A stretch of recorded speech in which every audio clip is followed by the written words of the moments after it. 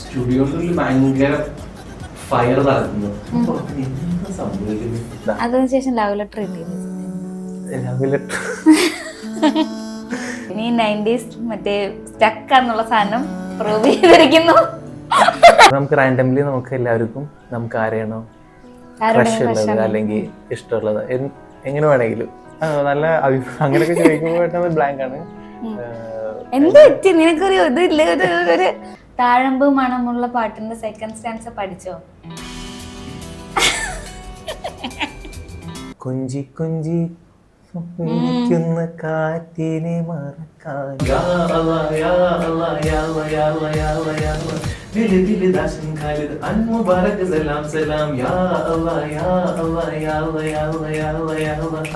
ഇതിന്റെ ഇടയ്ക്ക് എന്തൊക്കെ ഇങ്ങനെ വരുന്നുണ്ട്. Hi hello and welcome to BTF network. ഇന്ന് എനിക്കൊപ്പം സുരൂർ മുസ്തഫയാണ് ജോയിൻ ചെയ്യുന്നത്, നമ്മുടെ സ്വന്തം അല്ലെ. നമ്മൾ ആക്ച്വലി ഞാനത് ഭയങ്കര ഹാപ്പിയാണ്. ആക്ച്വലി എന്താന്ന് വെച്ചാൽ നമ്മൾ ഗുരുവായൂർ അമ്പലം നടയിൽ കഴിഞ്ഞിട്ട് നിങ്ങളുടെ 4 പേരുടെയും കൂടെ ഒരു ഗ്രൂപ്പ് ഇന്റർവ്യൂ നമ്മൾ എടുത്തിട്ടുണ്ടായിരുന്നു. അത് അത്യാവശ്യം ഹിറ്റായിട്ടൊക്കെ പോയി. പക്ഷെ അന്ന് നിങ്ങൾ എല്ലാവരും എൻ്റെ അടുത്ത് പറഞ്ഞൊരു കാര്യം ഉണ്ടായിരുന്നു, ഇനി സിംഗിൾസ് പാടുക എന്നുള്ളതാണ് നിങ്ങളുടെ ലക്ഷ്യം എന്നുള്ളത്.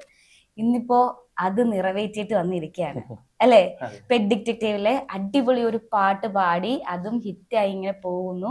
ആൻഡ് ഭയങ്കര പ്രൗഡാണ് ആക്ച്വലി നിങ്ങളുടെ ഈ ഒരു ഗ്രോത്ത്. ഇപ്പം സുരൂർ ആണെങ്കിലും അരവിന്ദ് ആണെങ്കിലും നമ്മുടെ അമലാണെങ്കിലും മിലനാണെങ്കിലും എല്ലാവരും ഓരോ സിംഗിൾസ് ഒക്കെ പാടി ഇങ്ങനെ സെറ്റായി പൊക്കോണ്ടിരിക്കുകയാണ്. സോ എന്തൊക്കെയാണ് വിശേഷങ്ങൾ? എങ്ങനെയാണ് ഇപ്പോഴത്തെ ജീവിതത്തിന്റെ ഒരു പോക്ക്? ജീവിതം നല്ല നല്ല കാര്യങ്ങൾ സംഭവിച്ചു. God's grace. എന്താണ് പറയാ, ഇപ്പൊ ലാസ്റ്റ് ഇപ്പൊ പെറ്റ് ഡിറ്റക്റ്റീവിലാണ് 2 പാട്ട് പാടിയിട്ടുള്ളത്. ലാലാല എന്ന് പറഞ്ഞ സോങ്ങും അതേപോലെ തരളിതയാണ്. നല്ല നല്ല അഭിപ്രായങ്ങൾ കേൾക്കുമ്പോൾ വളരെ സന്തോഷം. എങ്ങനെയാണ് പെറ്റ് ഡിറ്റക്റ്റീവിലേക്കുള്ള ഒരു വഴി തുറന്നത്? ഡിറ്റക്റ്റീവിൽ ഞാൻ രാജേഷ് മുരുകേശൻ മ്യൂസിക് ഡയറക്ടറിന്റെ അസിസ്റ്റന്റ് ആയിട്ട് വർക്ക് ചെയ്യാണ്. അപ്പോൾ കമ്പോസിങ് സമയത്ത് അവിടെ ഉണ്ട്. അപ്പോൾ അങ്ങനെ ട്രാക്ക് പാടിയിട്ടാണ് ഇന്നാവുന്നത്. പിന്നെ അതങ്ങനെ ട്രാക്ക് പാടാൻ പറഞ്ഞു. ട്രാക്ക് പാടിയപ്പോ സുരൂർ തന്നെ ഒറിജിനൽ അങ്ങ് പാടിയാ മതി എന്ന് പറഞ്ഞല്ലേ? അങ്ങനെയാണ് അത് സംഭവിച്ചത്. ഓക്കെ. എന്ത് തോന്നുന്നു ആക്ച്വലി ഒരു മൂവിയിലൊക്കെ ഇങ്ങനെ ഫുൾ ഒരു സിംഗിൾ ഒക്കെ പാടിയിട്ട് നിൽക്കുന്ന ഒരു ഫീൽ എങ്ങനെയുണ്ട്? നല്ല അങ്ങനെയൊക്കെ ചോദിക്കുമ്പോൾ ബ്ലാങ്ക് ആണ്. നല്ല നല്ല അഭിപ്രായങ്ങൾ അതേപോലെ. എന്ത് പറ്റി നിനക്കൊരു ഇതില്ല? ഒരു ഉഷാറ് വരുന്നില്ല? അന്ന് നമ്മൾ മറ്റേ അടിയോടുമായിരുന്നു സംസാരിക്കാൻ വേണ്ടിട്ടല്ലേ? പറ, കുറച്ച് എനർജറ്റിക് ആയിട്ട് വരട്ടെ, പോരട്ടെ. ശീലമില്ലാത്ത കാരണം ഈ സോങ്ങിന്റെ ഭയങ്കര ഫണ്ണായിരുന്നു. ഇതിന്റെ കമ്പോസിങ് സെഷനൊക്കെ ആയാലും ചേട്ടനും നമ്മളുടെ ആ ഒരു സ്പേസ് അവിടെ ഒരു പാർക്ക് പോലെ ഇരുന്ന് തുറന്നു വിട്ടിട്ടുണ്ട്. പെറ്റ് ഡിറ്റക്റ്റീവ് പടം എങ്ങനെയാണോ ഫുൾ ഫൺ ഒരു ബ്രെയിൻലെസ് കോമഡി ഫിലിമാണല്ലോ. അപ്പോൾ അതേപോലെ തന്നെ ഇരുന്ന അതിന്റെ ഒരു ജേണി, മ്യൂസിക്കൽ ജേണി ഭയങ്കര ഫണ്ണി ആയിട്ട് ഉള്ളൊരു മൊമെന്റ് ആയിരുന്നു. ആ ഒരു ബാക്ക്ഗ്രൗണ്ട് സ്കോർ നടക്കുന്ന സമയമാണെങ്കിലും സോങ് കമ്പോസിങ് സെഷനൊക്കെ ആയാലും. അപ്പൊ അങ്ങനെ അതില് ഇങ്ങനെ പാട്ടും പാടാൻ അവസരം കിട്ടിയെന്ന് പറയുമ്പോ ഭയങ്കര. ഷറഫിക്ക ആയിരുന്നല്ലോ പ്രൊഡക്ഷൻ പെറ്റ് ഡിറ്റക്റ്റീവിന്റെ. അപ്പം ഷറഫിക്ക ആയിട്ട് ഇന്ററാക്ട് ചെയ്തതൊക്കെ എങ്ങനെ ഉണ്ടായിരുന്നു? ഷറഫിക്ക എന്തെങ്കിലും കോംപ്ലിമെന്റ് ഒക്കെ തന്നോ? ഷറഫിക്ക കമ്പോസിങ് ടൈമില് അവിടെ ഓപ്പൺ ഉണ്ടായിരുന്നു.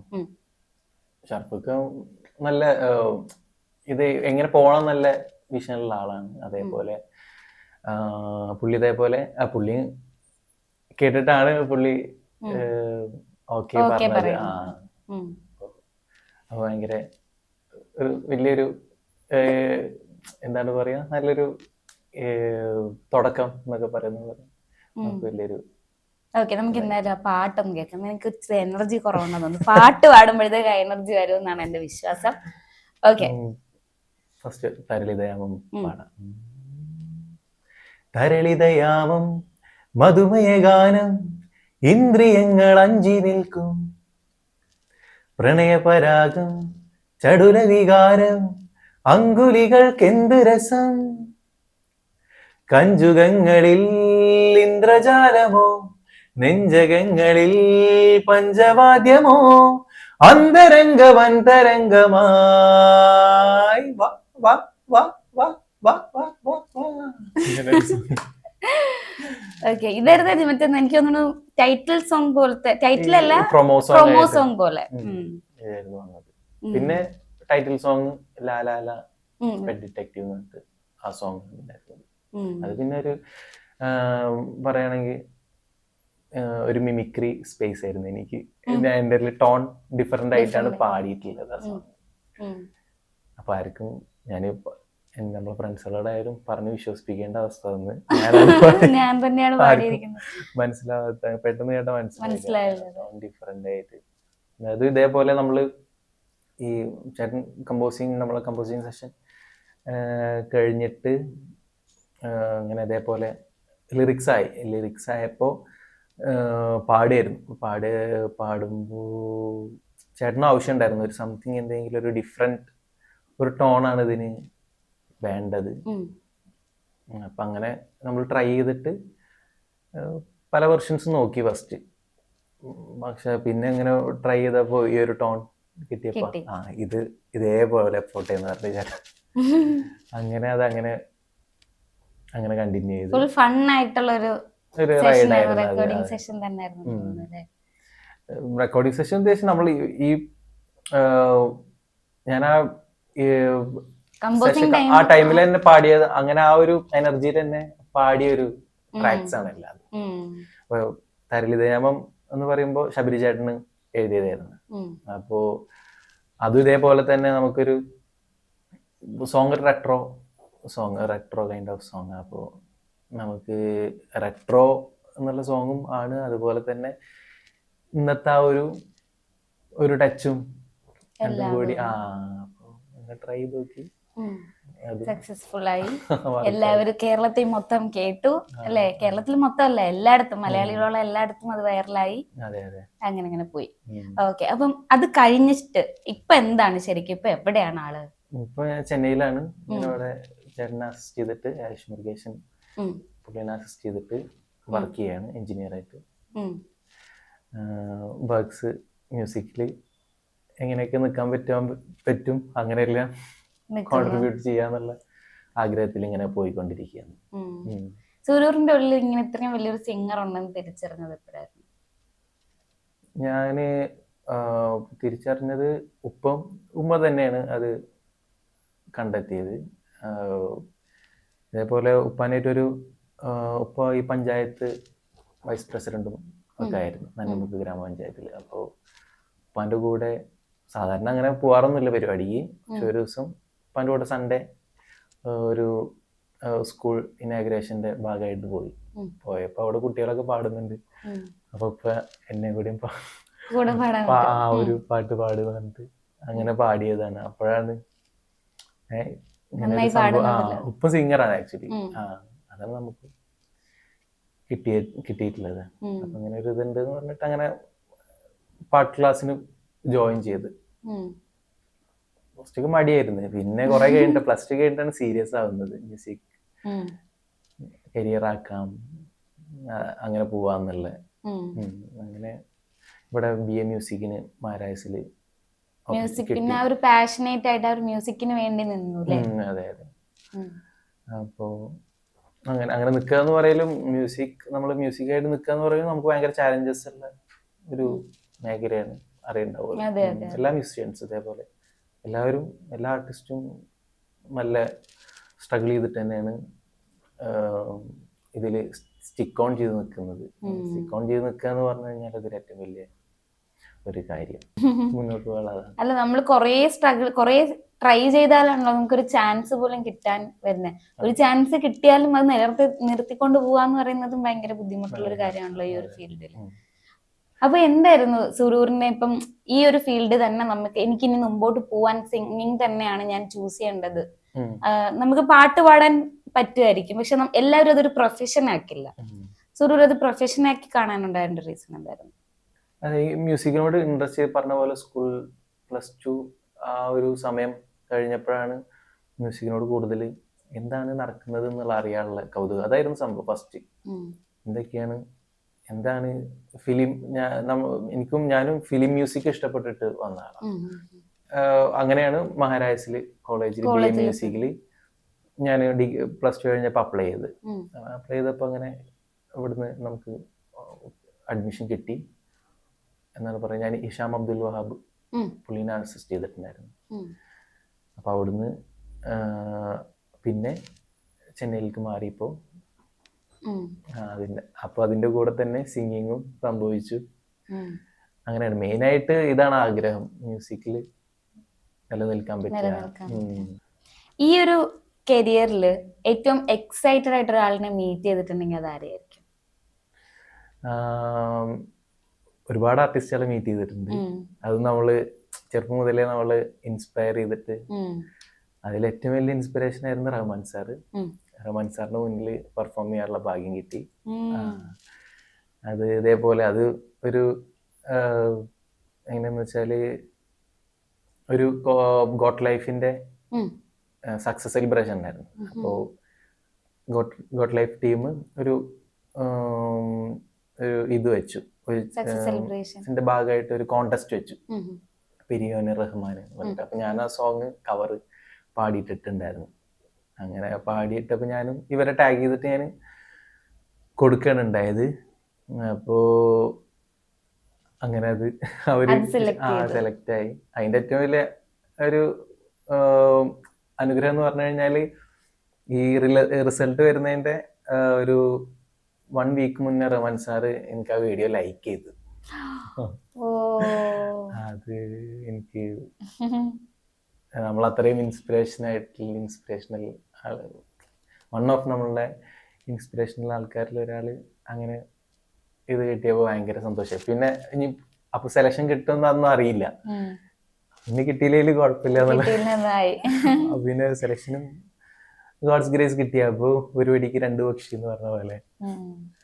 എങ്ങനെ ഉണ്ടായിരുന്നു ആ മൊമെന്റ്സ്? സാറിന്റെ മുന്നിൽ പാടുന്നത് നെർവസ് ആയിരുന്നോ അല്ലെങ്കിൽ എക്സൈറ്റ്മെന്റ് ആയിരുന്നോ?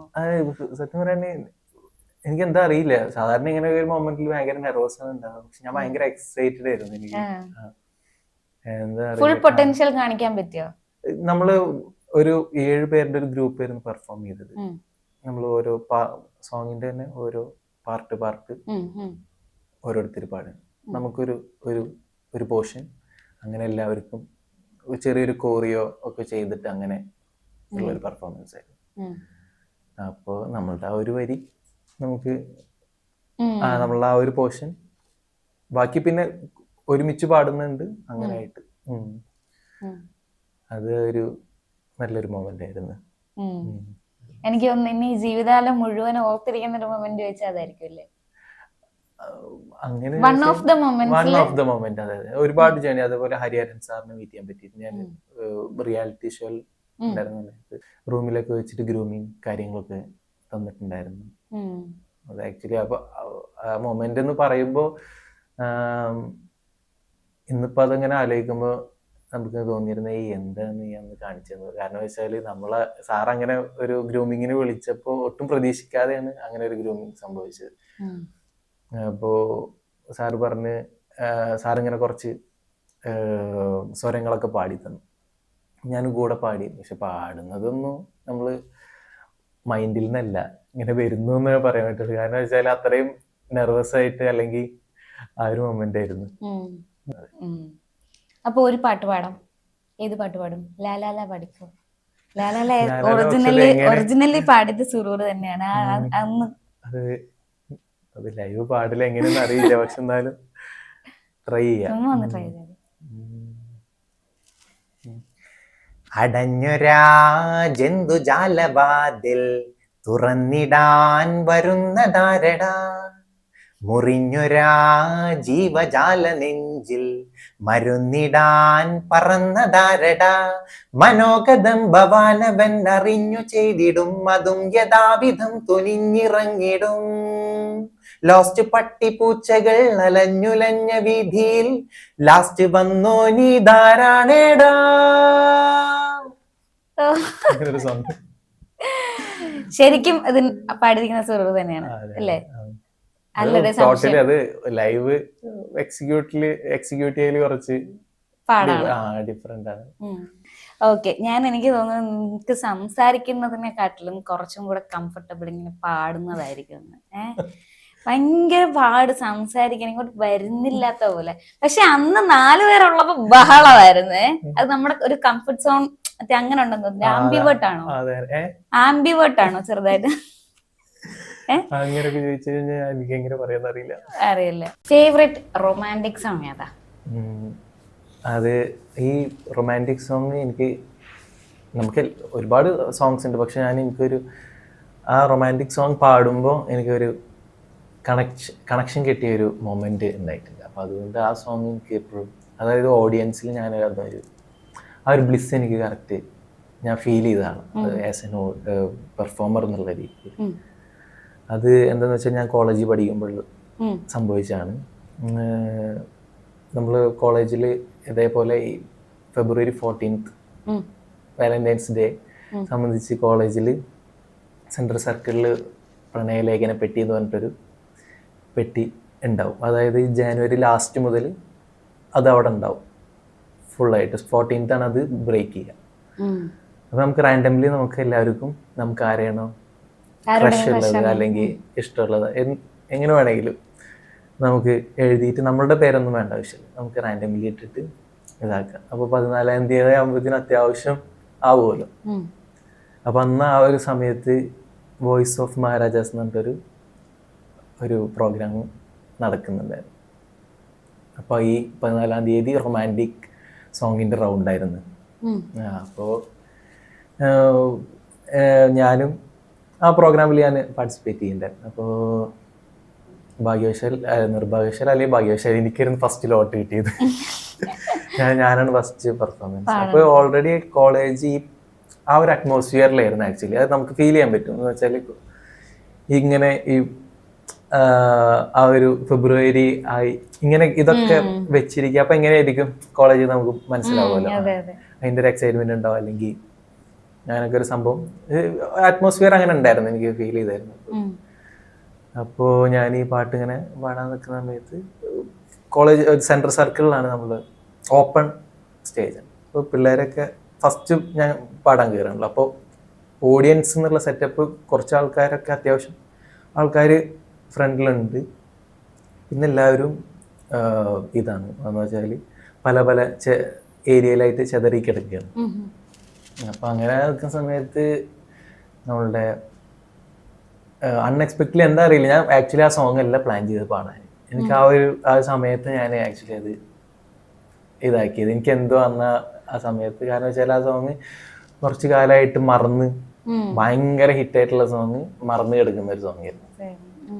അപ്പോൾ ആ സമയത്തായിരുന്നു മ്യൂസിക് ഓണായത്.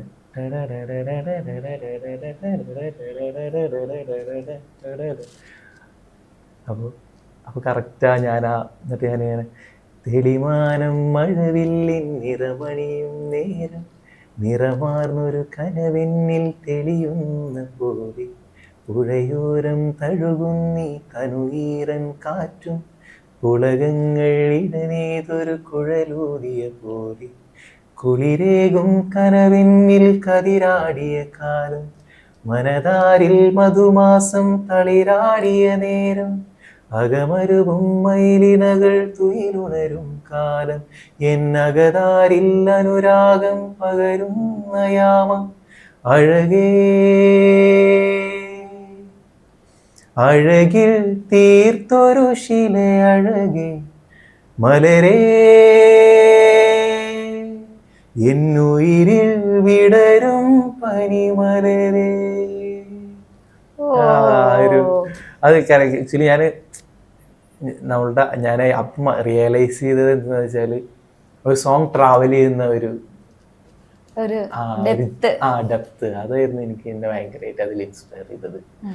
ഒരു കോമ്പോസിഷൻ അല്ലെങ്കിൽ ഞാൻ ആ ഒരു ആൾക്കാരിൽ ആ ഒരു പെട്ടെന്ന് ഇത് സ്റ്റാർട്ടിങ് വന്നപ്പോ ഞാനത് റിയൽ ആയിട്ട് ഫീൽ ചെയ്തത്. പിന്നെ അത് ഫസ്റ്റ് competition പെർഫോമൻസ് ആയിരുന്നോ? അത് കോമ്പറ്റീഷൻ ആയിരുന്നു. ഫസ്റ്റ് കിട്ടിയില്ലേ? ഫസ്റ്റ് അല്ല, സെക്കൻഡ് അല്ല തേർഡ് ആയിരുന്നു ഇത്. തേർഡ് ആണ്. ഓക്കെ, എന്നാലും കുഴപ്പമില്ല. പക്ഷെ അങ്ങനെ എന്തോ ആയിരുന്നു, എനിക്ക് ഓർമ്മയില്ല, എന്തോ ഒരു തേർഡ് പക്ഷെ തോന്നുന്നുണ്ടാ. അതിനുശേഷം ലവ് ലെറ്റർ കിട്ടിയില്ലേ? സത്യം രാവിലെ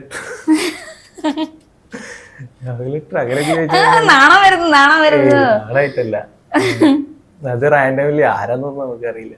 റാൻഡമിലി കിട്ടിയായിരുന്നു പെട്ടിക്കകത്തുനിന്ന് അല്ലേ? അത് ഇതുകൊണ്ട് കിട്ടിയെന്നല്ല, മറ്റേ ഇത് ലാസ്റ്റ് പെട്ടിയൊക്കെ കൊണ്ടതിന് ശേഷമുള്ള, കാരണം വെച്ചാൽ 14th ഈവനിങ് ഇതന്ന്. 14th കഴിഞ്ഞ് കഴിഞ്ഞാൽ പിന്നെ പെട്ടിയൊക്കെ യൂണിയൻ ഓഫീസിൽ അത് കൊണ്ടുപോകും, കാരണം പൊട്ടിക്കൽ പരിപാടിയൊക്കെ സ്റ്റാർട്ട് ചെയ്യുന്ന.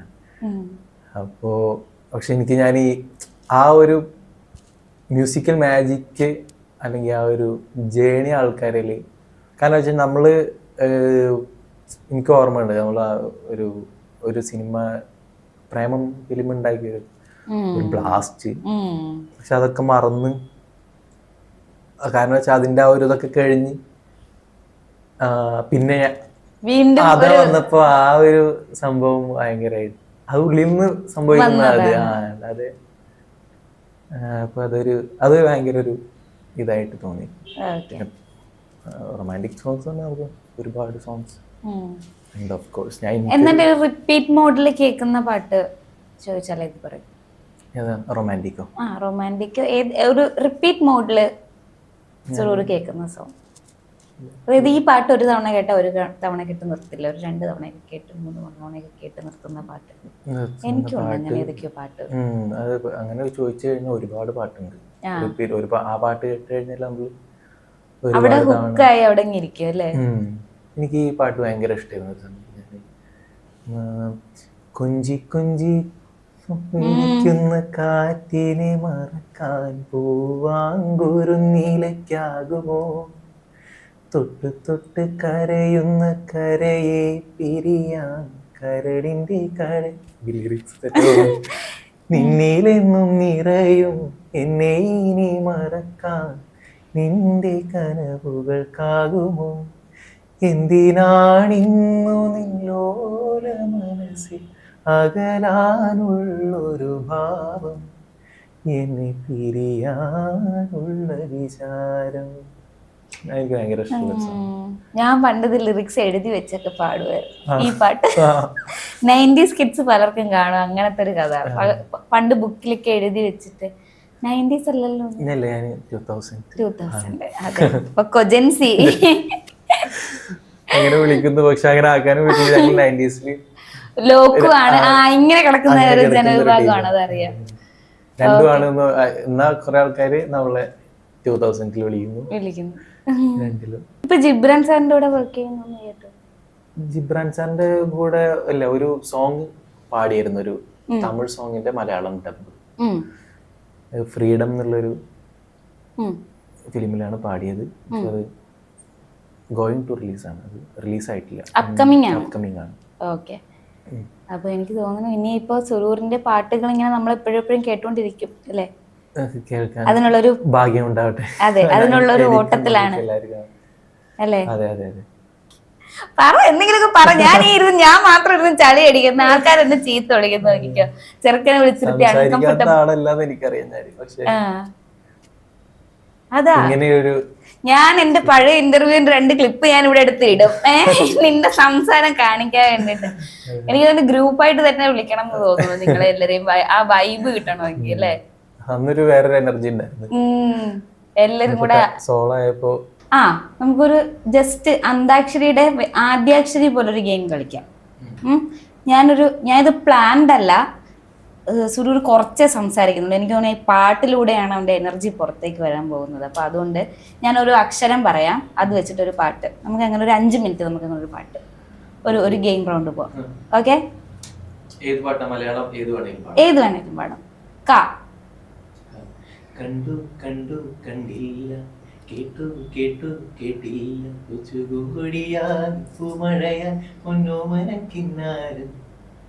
ഓക്കെ. മിഴിയിൽ നിന്നു മിഴിയിലേക്ക് തോണി തുഴഞ്ഞു പോയി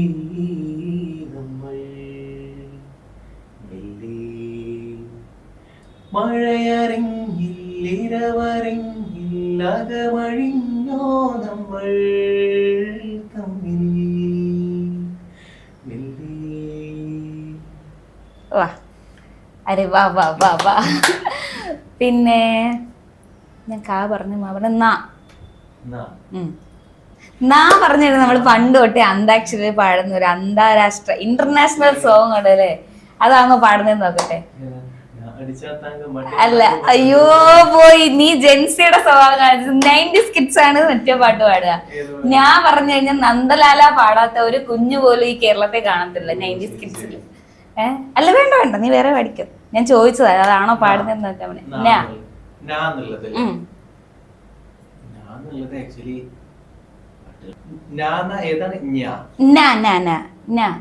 ആനയുടെ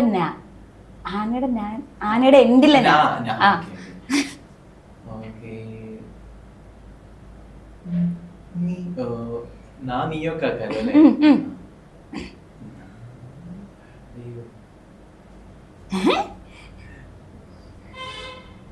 Come on, you can.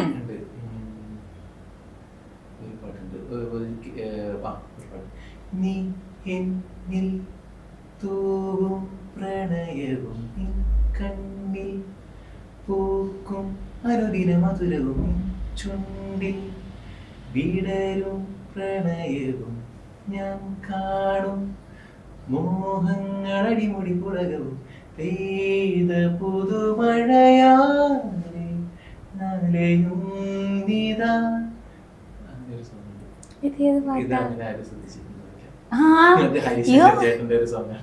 ആണോ? ഈ മൂവി സോങ് ആണോ അതോ United kingdom of Kerala? Okay, UK Kerala പാട്ട്. ആ ശരി, ഞാൻ കേട്ടിട്ടുണ്ട്. ഓ പെട്ടെന്ന് ഓർമ്മ വന്നു. കൊറേ ഞാൻ പറഞ്ഞതിന് ശേഷം നീ കൊറേ നേരം ആലോചിച്ചു. എന്റെ മുന്നേ 1000 പാട്ടുണ്ട് ഞാൻ വെച്ചിട്ട്. ഇതിന് നീ ഈ പാട്ട് വെറൈറ്റി. ആ ഓ, അത് UK വർക്ക് ചെയ്തിട്ടുണ്ടായിരുന്നു. ആണോ? ഞാൻ ഡിറ്റക്റ്റീവില് മാത്രമേ പാടിയിട്ടുള്ളൂ എന്ന് വിചാരിച്ചു. ആ പടക്കളം ഞാൻ കേട്ടായിരുന്നു. അയ്യോ, പടക്കളത്തിനെ പറ്റി ചോദിച്ചതുമില്ല ഞാന്. ആ കണ്ടോ? ആ പോരട്ടെ. പടക്കളത്തിന് ഏത് സോങ് ആയിരുന്നു? ഞാൻ രാഹുകാലം. ആ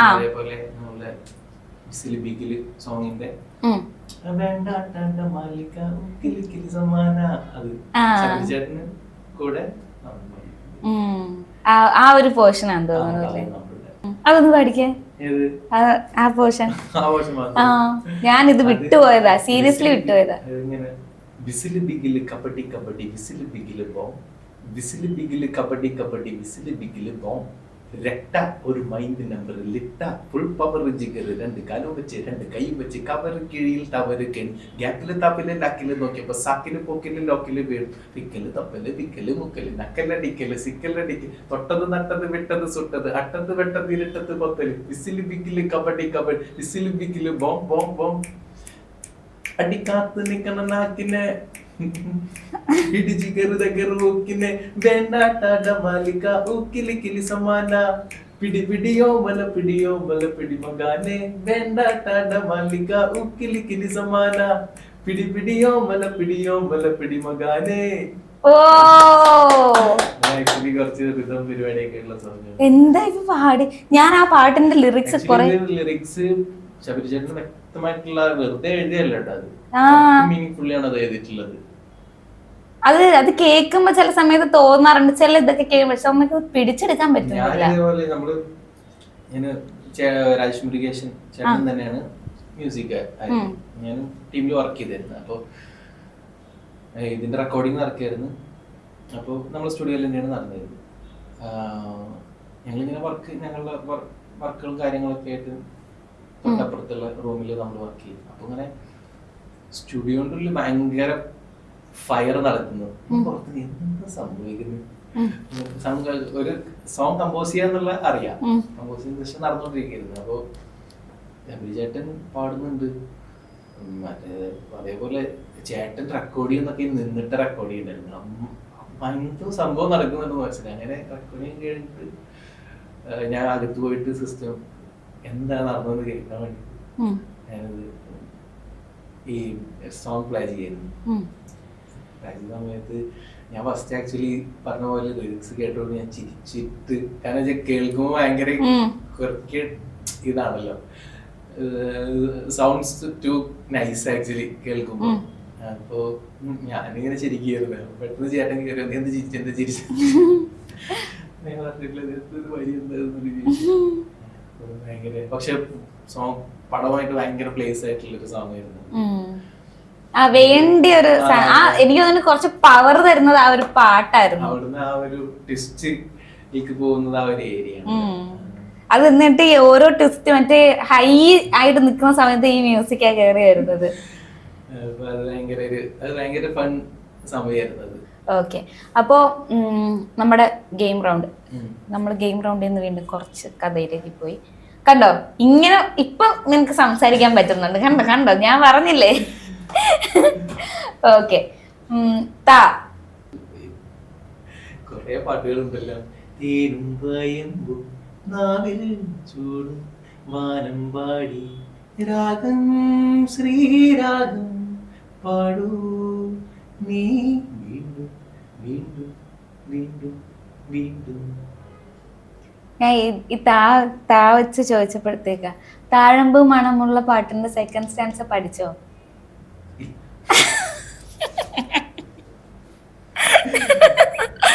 ഞാനൊന്ന് സെക്കൻഡ് സ്റ്റാൻസോടെ ലിറിക്സ് ചോദിച്ചതാണ്. വേണ്ട, അതിപ്പോഴും പഠിച്ചില്ല. അതെ, ഫസ്റ്റ് പക്ഷെ എന്ന് വെച്ചാല് ചിലപ്പോ ഞാൻ മാക്സിമം ഒക്കെ ബൈ ഹാർട്ട് ആക്കാൻ പഠിക്കാൻ ശ്രമിക്കുന്ന ആളാണ്. പക്ഷെ എന്നാലും ഇങ്ങനെ ഇത് മാറുമല്ലോ, ഇങ്ങനെ പാടിപ്പോലെ, അപ്പൊ ചിലപ്പോ ഒന്ന് കിട്ടണ്ടാവും. പച്ചപ്പാനന്ദത്തെ പുന്നാരപ്പൂത്തെ പൂനെല്ലിൻ പൂങ്കനലേ. ഓക്കെ, നീ 90s മറ്റേ സ്റ്റക്കാന്നുള്ള സാധനം പ്രൂവ് ചെയ്തിരിക്കുന്നു. അവിടെയുമല്ല ഇവിടെയുമല്ല എന്നുള്ളത് ഈ പാട്ടിലൂടെ പ്രൂവ് ചെയ്തിരിക്കുന്നു. പറഞ്ഞ പച്ചപ്പനന്തത്ത പാടാതെ അങ്ങോട്ട് അടുത്തൊരു പാട്ടിലേക്ക് കടങ്ങില്ല. അത് ശരിയാണ്. അന്താക്ഷരി മത്സരം കളിക്കുമ്പോഴും ഫസ്റ്റ് പച്ചപ്പാനന്ദത്തെ അതെ, അതിലാണ് എനിക്ക് പെട്ടെന്ന് അതന്നെ സ്ട്രൈക്ക് ആയിരുന്നു. അതെ, ആയിരം കാതമകലയാണെങ്കിലും മായാതെ മനസ്സിൽ നിൽക്കൂ. ഓക്കെ, ഇനി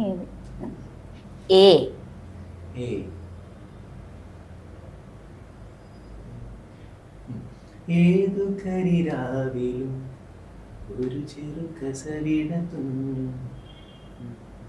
കിരണമേ ഈ ഹൃദയവാതിലിൻ പഴുതിലൊഴുകി വരൂ.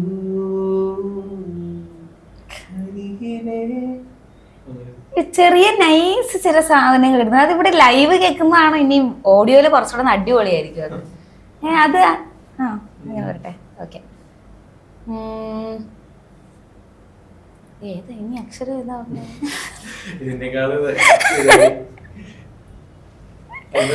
സാധാരണ അക്ഷരം പറയാൻ ബുദ്ധിമുട്ടുണ്ടാവില്ല, പാടാനായിരിക്കും. നീ എന്നെ കൂടുതൽ കൺഫ്യൂസ്ഡ് ആക്കുന്നു. കായ്ക്കുന്ന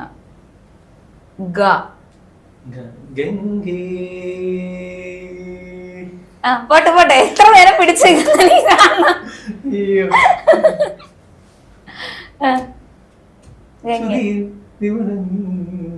ആക്ച്വലി ഇത് ഗെയിം എന്ന് ഞാൻ ഉദ്ദേശിച്ചെങ്കിൽ അതിലൂടെ നിന്റെ പാട്ടുകൾ കൂടുതൽ കേൾക്കുക എന്നുള്ളതായിരുന്നു എന്റെ ലക്ഷ്യം. അപ്പൊ നീ ഒരു വരി പാടി നിർത്തരുത്. ഓക്കെ,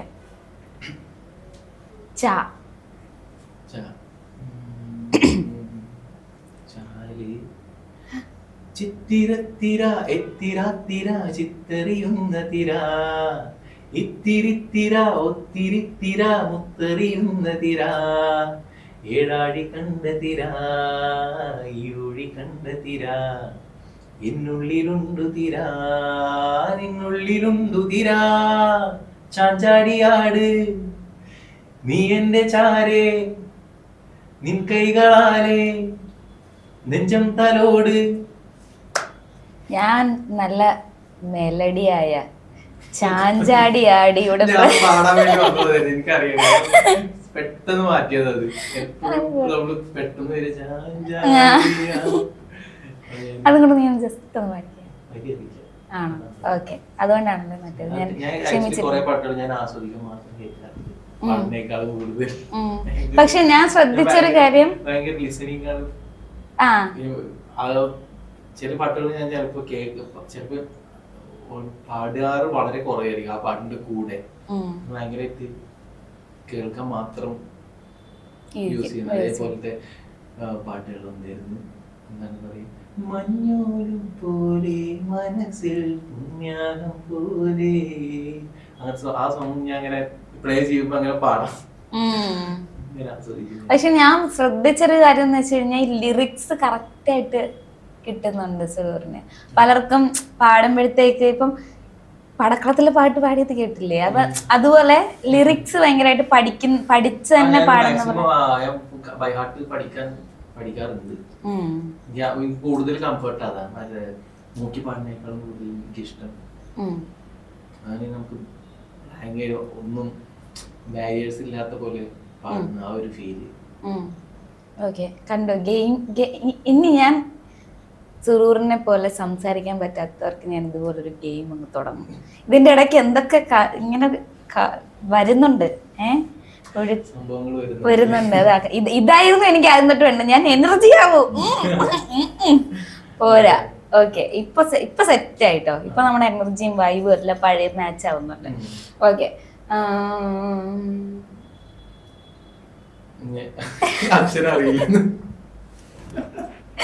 കഴിക്കാം. ഞാൻ ചേച്ചി ഡാ വെച്ച് പാട്ടുണ്ടോ?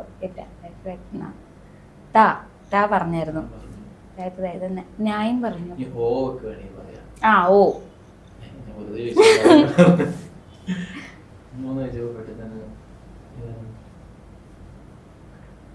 ഓമനക്കോമന താമരപ്പൂവേരാകുമായില്ലേ, ഇനിയും നേരമായില്ലേ, വിരിയാൻ താമസമെന്തേ, നടിച്ചു മോഹിച്ചു തേനൊന്നുവ ഞാൻ ഓടി വന്നില്ലേ, മിഴികൾ നീ തുറന്നാട്ടെ, മധുരത്തെ പകർന്നാട്ടെ, പാദസ്വര താളം കേട്ടേ കടലിനോണമായി, ആർമൊഴിയിലേതോ പൂവായി തഴയിന് വീണുപോയി, പറയാനെന്തോ വീണ്ടും ചുണ്ടിൽ തങ്ങി മിണ്ടാൻ വയ്യ ഓമനപ്പൂവേ. ഓക്കെ, ഞാൻ സുറൂറിനോട് വേറെ ക്വസ്റ്റ്യൻ ചോദിക്കട്ടെ. പണ്ട് MG സാറിന്റെ സൗണ്ട് ലാലേട്ടന്റെ സൗണ്ട് ആയിട്ട് ആയിരുന്നു അറിയപ്പെടുന്നത്. ലൈക്ക് ലാലേട്ടന്റെ സൗണ്ട് ഭയങ്കര മാച്ച് ആയിരുന്നു. അതുപോലെ സുറൂറിന്റെ സൗണ്ട് ഒരു ആക്ടറിൽ മാച്ച് ആവുന്നത് കാണണം എന്നുണ്ടെങ്കിൽ, അങ്ങനെ ഒരു ആഗ്രഹം ഉണ്ടെങ്കിൽ അത് ആരുടെ ആയിരിക്കും? ചിന്തിക്കുന്നത് എന്നാലും സുറൂറിന്റെ സൗണ്ട് ഞാൻ കൂടുതൽ പ്രിഫർ ചെയ്യുന്നത് നല്ല നല്ല മ്യൂസിക്കൽ ഭാഗമാകാൻ പറ്റിയ ആരും എല്ലാ ആക്ടേഴ്സും ആർക്കും അതിലൊരു പ്രശ്നമില്ല. ആർക്കായാലും പ്രശ്നമില്ല. അങ്ങനെ ചിന്തിച്ചിട്ടില്ല ആക്ച്വലി, അതാണ് സത്യം. അതിപ്പോ ഉത്തരം അതാ എന്റെ ഉത്തരം. ഓക്കെ, നമ്മള് ഈ പറഞ്ഞില്ല അല്ലേ, ഈ വെച്ച് പാടിയില്ല. ഈ കാറ്റു വന്നു കാതിൽ പറഞ്ഞു, നീ എന്നും എന്റേതോ മാത്രം, ഉരുകുവിൻ നിശ്വാസമായി ഉയിരിനെ പുൽകിടുമോ, എൻ മൗനങ്ങൾ തേടും സംഗീതമേ. ഇതിന്റെ ഇടയ്ക്ക് അടുത്തൊരു കഥ പറയാം, കഥ ചോദിക്കാം. ഇനോഗ്രേഷനൊക്കെ പോയി തുടങ്ങിയല്ലേ? ഇനോഗ്രേഷൻ ചെറുതായിട്ട് സെലിബ്രിറ്റി ലൈഫ് എങ്ങനെയുണ്ട്? സെലിബ്രിറ്റി ലൈഫ് നോർമൽ തന്നെയാണ്, പക്ഷെ മറ്റേ നമുക്ക്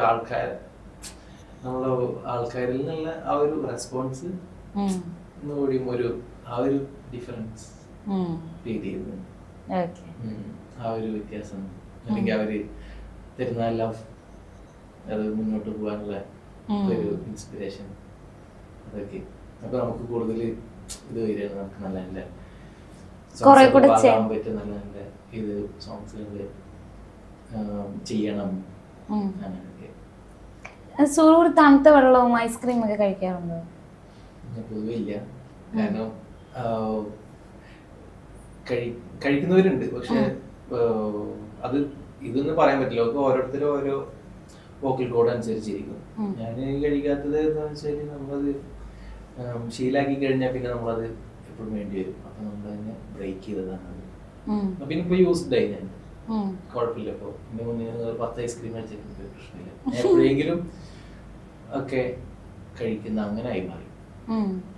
അങ്ങനെ അതിന് വേണ്ടിട്ട് അതെ, അങ്ങനെ മാറിയത് തന്നെയാണ് അത് ബോധപൂർവ്വം. കാരണം നമ്മള് സ്ഥിരം ഇത് നമ്മള് പ്രൊഫഷണൽ ആയിക്കഴിഞ്ഞാൽ നമുക്കിത് സ്ഥിരം നമുക്ക് വർക്ക് അല്ലെങ്കിൽ പാടാനൊക്കെ നമ്മൾ റെഡി ആയിട്ടിരിക്കണമല്ലോ. അപ്പൊ അങ്ങനെ കഴിക്കാണ്ടായപ്പോ എന്താണ് പറയാ, ചെറിയ ഐസ്ക്രീം കഴിക്കുമ്പോഴത്തേനും ഭയങ്കര അവർക്ക് പല്ലൊക്കെ വേദനിക്കുന്ന ആ സെറ്റ്.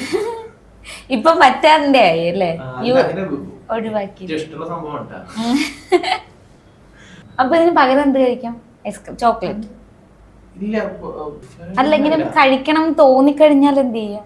ഐസ്ക്രീം കഴിക്കാൻ തോന്നിക്കഴിഞ്ഞാൽ കഴിക്കും. സ്ഥിരം കഴിക്കുന്ന ഇതാണ് പ്രശ്നം. ഓക്കെ, അപ്പൊ ഇനി നമുക്ക്, ഞാൻ അക്ഷരം ഒന്നും തരുന്നില്ല, ഒരു പാട്ടോട് കൂടി നമുക്ക് വൈൻഡ് അപ്പ് ചെയ്യാം.